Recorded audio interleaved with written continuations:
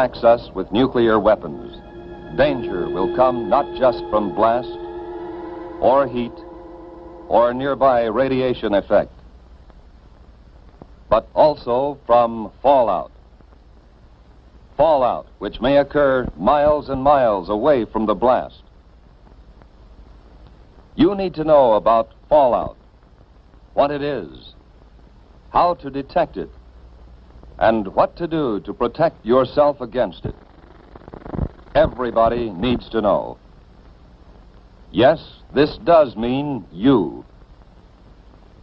Watch and listen. One day, these facts may save your life. What is this fallout, anyhow? Just bits of radioactive fall out of the mushroom cloud of the nuclear explosion and settle on the ground. These bits of matter can be dangerous. You're exposed to some radiation every day, from cosmic rays or other natural sources of radiation. These exposures are too small to hurt you. But when a wartime nuclear explosion occurs, a serious fallout follows. Thousands of tons of atomized earth, building materials, rocks, and gases may be thrown into the air. And the mushroom cloud containing them sometimes moves as high as 100,000 feet, nearly 20 miles up. Some of the radioactive particles spill out near the explosion site. Others may be carried for 10, 50, 100 miles or more. But how will you know if there is fallout? You can't hear, smell, taste, or see the radiation. But you yourself can detect the fallout particles that produce it. The easiest time to do this, without special instruments, is when the fallout is settling through the air. This starts any time from about 1/2 hour to several hours after the explosion, depending on how far away you are. And it continues to fall for an hour or longer. Usually you can see the fallout. So if there has been an explosion of a nuclear weapon within a few hundred miles of you, you should suspect every unusual concentration of dust in the air of being fallout. After an explosion in daylight, watch any unusual accumulation of dust. At night, put a white or light-colored plate outside. Examine it every 15 minutes or so. If dust has accumulated on the plate, treat it as fallout.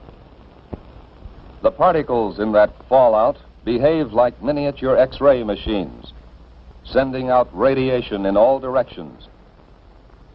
If there are many particles, and if you are exposed to them long enough, you will be hurt.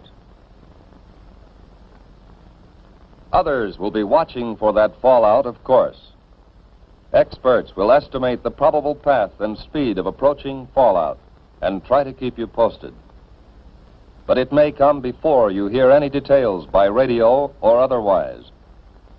You must take precautions, whether you hear their reports or not.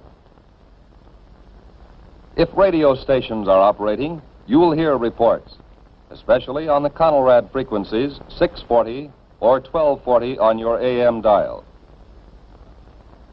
As soon as it is safe for specially protected crews to get out into the open, these highly trained civil defense radiation detection teams will make a thorough check of radiation levels and characteristics. Those facts will be relayed to you by radio as fast as they come into Civil Defense headquarters in your area. Information from the radiation monitoring teams will be combined and analyzed by experts manning a central radiation control point. These experts, who know just how fast harmful radiation reduces in force, can predict when it will be safe for people to come out of shelters and resume normal tasks. We have warned that you may have to act before you get any detailed reports. Just what can you do if fallout comes your way? Find the best shelter you can. The more solid substance you can put between yourself and the fallout, the better.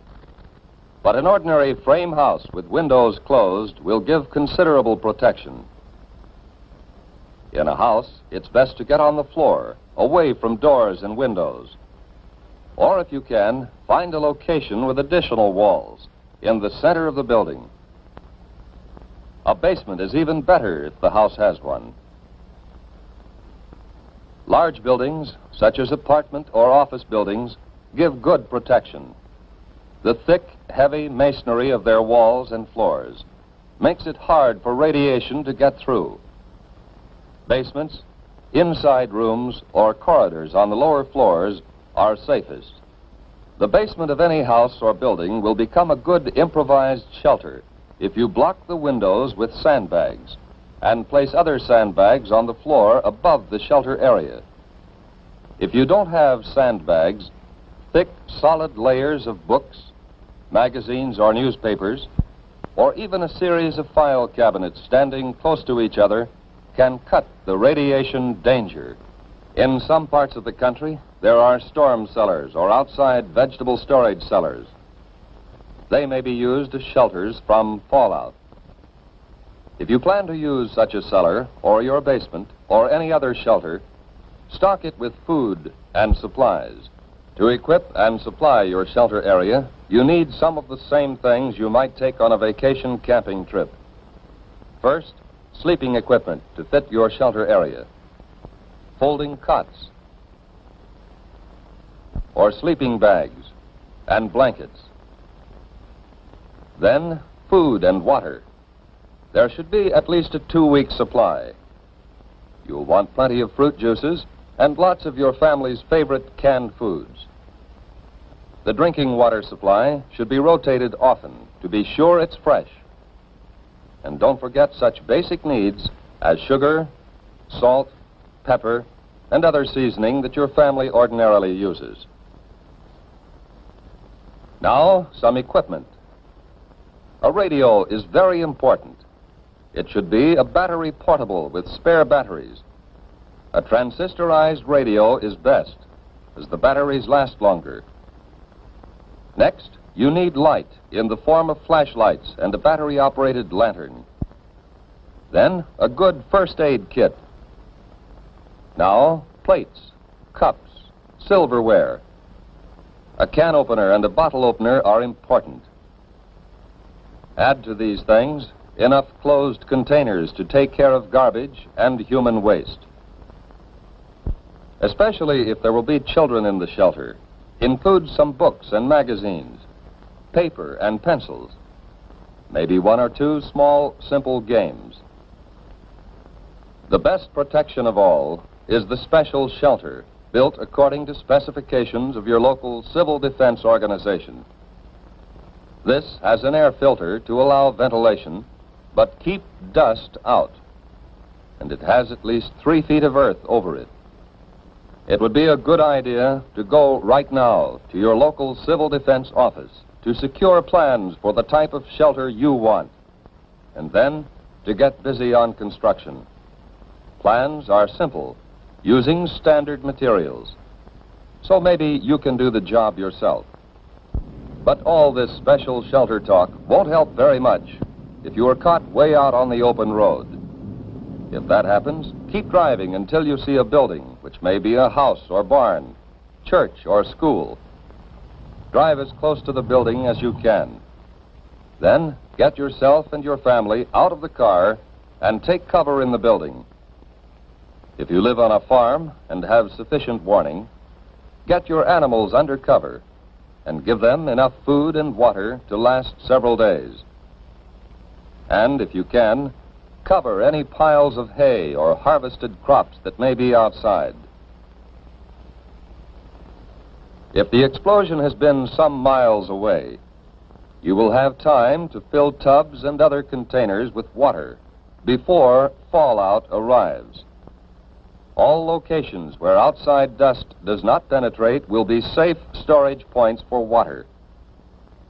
Whatever kind of shelter you find, settle down and make the best of it. If there are others with you, help them by being as calm as you can, and don't be discouraged. You can go out for very brief periods if you are well covered and keep the dust off your skin. Wear heavy boots or shoes and pants tucked in or tied around the bottom to keep dust out. If any dust gets on you, brush it off promptly. And when you have a chance, wash it off. That dust can burn your skin. But what happens if you do get exposed to a great deal of fallout? Food or water has been contaminated by the dust, internal damage may occur. When dust has been left on skin, there will be skin burns. When you have been near dust too long, there may be radiation sickness. Exposure can even cause death.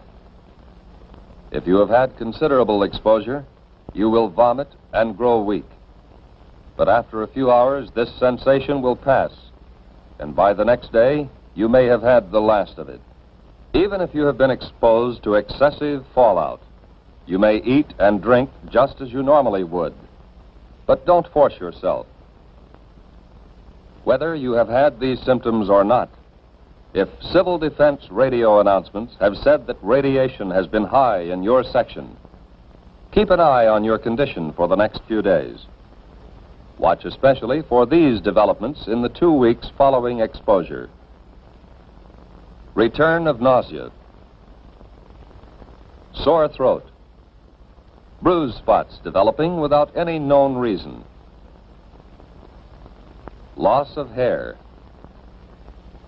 These conditions, or nosebleed, or diarrhea, should be reported to a doctor or to the nearest first aid station set up under civil defense plans. Unless civil defense teams have warned that your area is still dangerously radioactive, you can get out and work to help yourself and help others. Although fallout can be deadly, your chances of avoiding damage from it are much better if you follow the directions we have given you. During an alert, keep your portable radio tuned to the Conelrad radio frequencies, 640 and 1240 on the AM dial, for the latest reports and advice. Right now, today, before there is an alert, take time to learn the Civil Defense 5 steps to safety. Learn warning signals and what they mean. Learn your community plan for emergency action. Learn protection from radioactive fallout. Learn first aid and home emergency preparedness steps. And learn how to use Conelrad 640 or 1240 on the AM dial for official directions.